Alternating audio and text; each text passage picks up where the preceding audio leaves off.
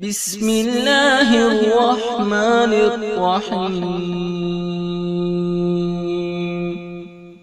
شروع اللہ کے نام سے جو بڑا مہربان نہایت رحم والا ہے۔ حضرت عیسیٰ علیہ السلام کی پیدائش کا واقعہ ایک غیر معمولی اور معجزاتی واقعہ ہے۔ یہ واقعہ ان کی والدہ حضرت مریم علیہ السلام کی پاکیزگی اور تقوی کی ایک عظیم نشانی ہے۔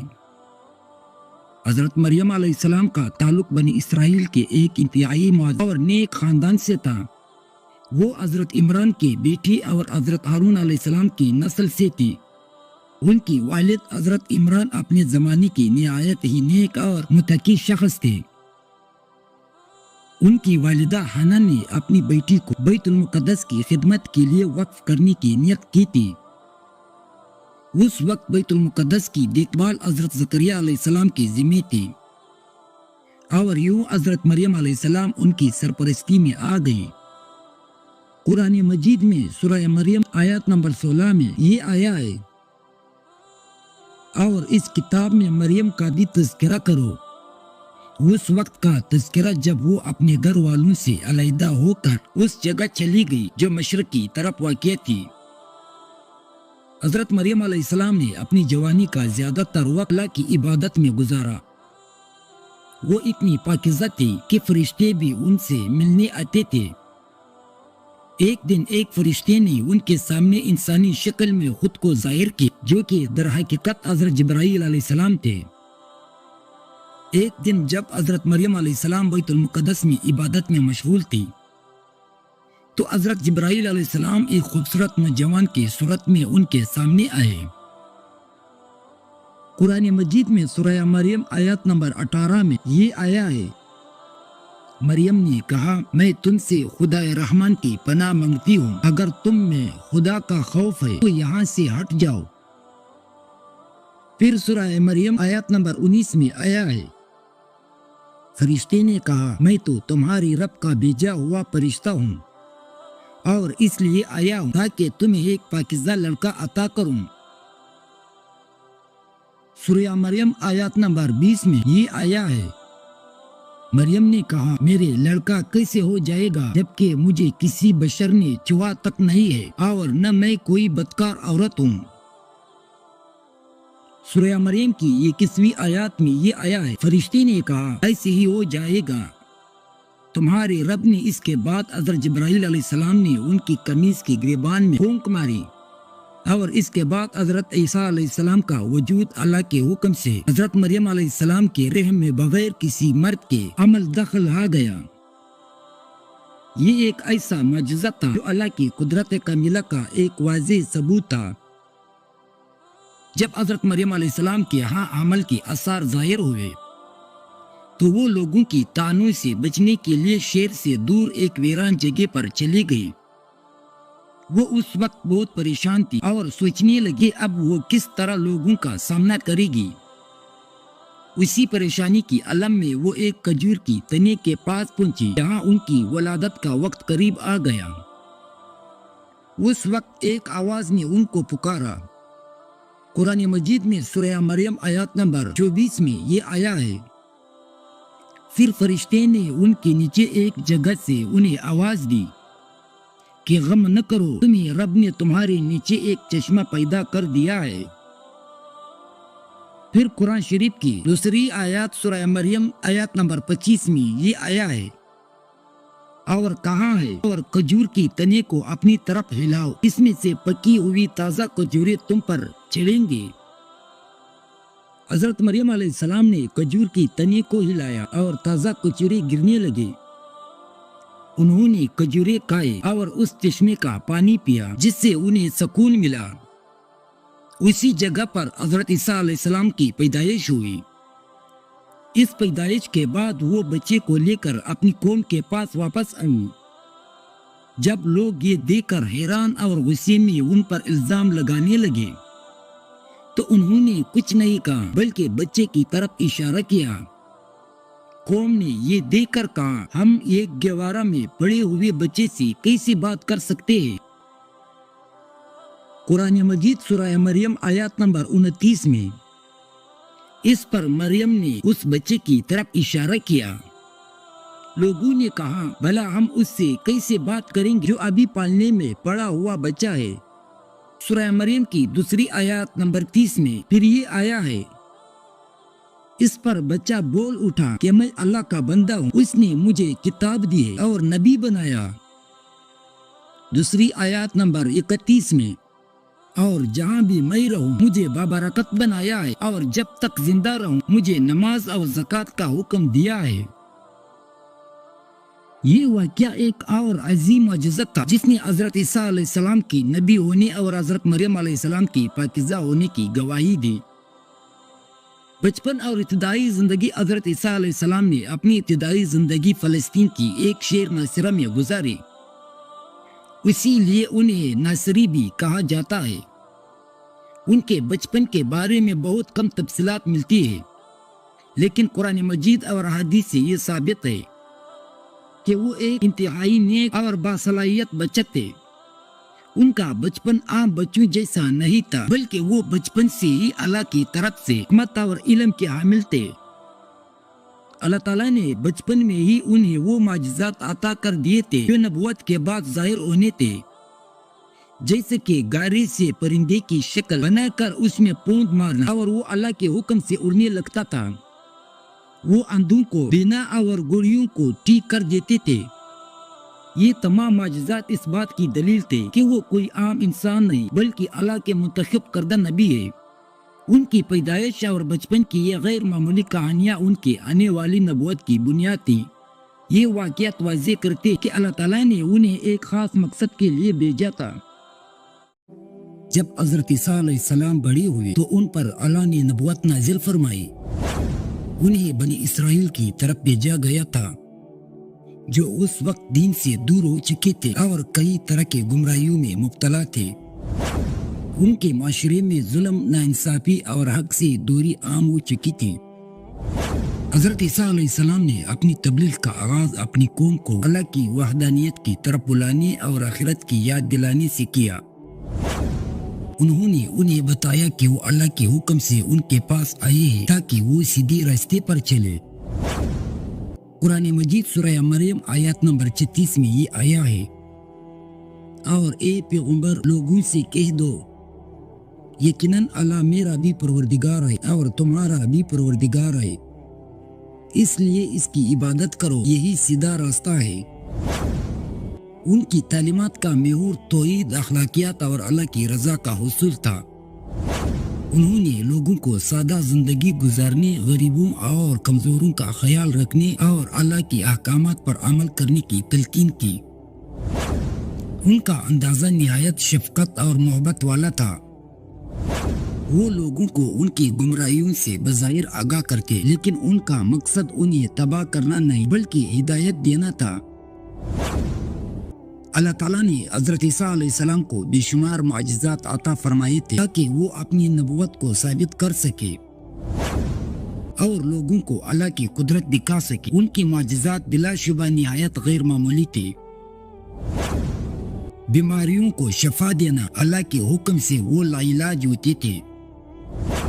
مریضوں کو بھی ٹھیک کر دیتے تھے جن کا علاج دنیا کے کسی اور بھی طبیب کے پاس نہیں تھا۔ قرآن مجید سورہ آل عمران آیات نمبر 49 میں یہ آیا ہے، اور اسے بنی اسرائیل کے پاس رسول بنا کر بھیجے گا جو لوگوں سے یہ کہے گا کہ میں تمہارے پاس تمہارے رب کی طرف سے ایک نشانی لے کر آیا ہوں، اور وہ نشانی یہ ہے میں تمہارے سامنے گارے سے پرندے جیسے ایک شکل بناتا ہوں، پھر اس میں پھونک مارتا ہوں، وہ اللہ کے حکم سے پرندہ بن جاتا ہے، اور میں اللہ کے حکم سے مادر ذات اندھے اور کوڑی کو تندرست کر دیتا ہوں اور مردوں کو زندہ کر دیتا ہوں، اور تم لوگ جو کچھ اپنے گھروں میں کاتے یا ذخیرہ کر رکھتے ہو سب بتا دیتا ہوں۔ اگر تم ایمان لانے والے ہو تو ان تمام باتوں میں تمہارے لیے کافی نشانی۔ حضرت عیسیٰ علیہ السلام لوگوں کو ان کی چھپی ہوئی باتوں اور رازوں کے بارے میں بھی بتا دیتے تھے۔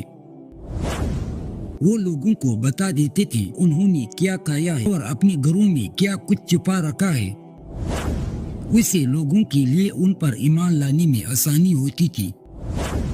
ये उनकी सदाकत का एक और सबूत था। मिट्टी के परिंदों को जिंदा करना। एक और बड़ा मौजज़ा ये था कि वो मिट्टी से परिंदों की शक्ल बनाते, फिर इसमें पोंक मारते तो वो अल्लाह के हुक्म से जिंदा होकर उड़ते थे। ये मौजज़ा खास तौर पर बचपन में भी जाहिर हुआ था, जो उनकी नबुवत की तैयारी का हिस्सा था। ये तमाम मौजज़ात इसलिए दिए गए ताकि वो उन लोगों को कायल कर सके जो सिर्फ महसूस और मादी चीजों पर यकीन रखते थे। हजरत ईसा अलैहिस्सलाम की नबुवत के आगाज में ही कुछ लोग उनके पैरोकार बन गए। इन्हें कुरान मजीद में हवारी कहा गया है। हवारी उनके सबसे वफादार और मुखलिस साथी को हर कदम पर हजरत ईसा अलैहिस्सलाम के साथ रहे और उनकी मदद की। कुरान मजीद सूरह अल इमरान आयत नंबर 52 में ये आया है, फिर जब ईसा अलैहिस्सलाम ने महसूस किया कि वो कुफर पर आमादा है, तो उन्होंने अपने पैरों से कहा, कौन कौन लोग हैं जो अल्लाह की राह में मेरी मददगार हो। हवारियों 22 ने कहा, हम अल्लाह की दीन की मददगार हैं। हम अल्लाह पर ईमान ला चुके और आप गवाह रहे कि हम फरमाबरदार हैं। हवारियों ने हजरत ईसा अलैहिस्सलाम की दावत को कबूल किया और दीन की तरवीज में उनका साथ दिया।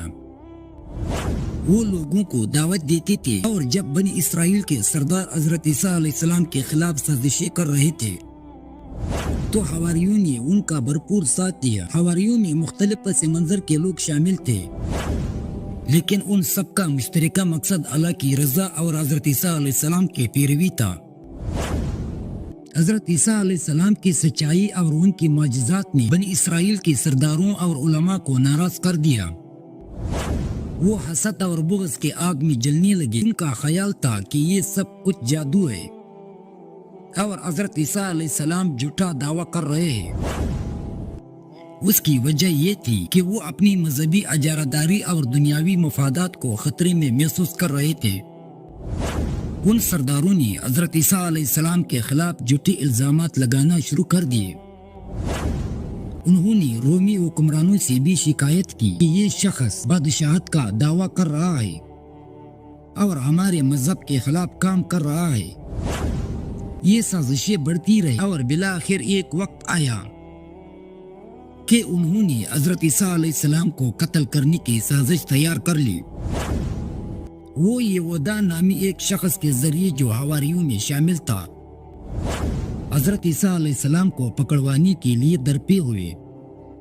इस्लामी अकीदे के मुताबिक हजरत ईसा अलैहिस्सलाम सलीब पर नहीं चढ़ाए गए और न ही उनकी वफात हुई थी। उन्हें अल्लाह ने जिंदा आसमान पर उठा लिया था। वो आज भी जिंदा है और कयामत के करीब जमीन पर दोबारा तशरीफ लाएंगे।